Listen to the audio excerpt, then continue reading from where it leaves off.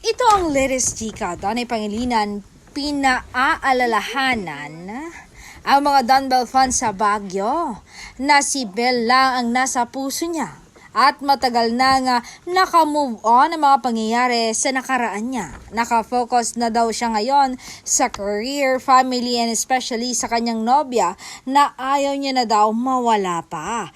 Dahil doon, nagsigawan at nag-iyakan ang mga fans dahil alam na nilang totoong nagmamahalan ang kanilang paboritong love team.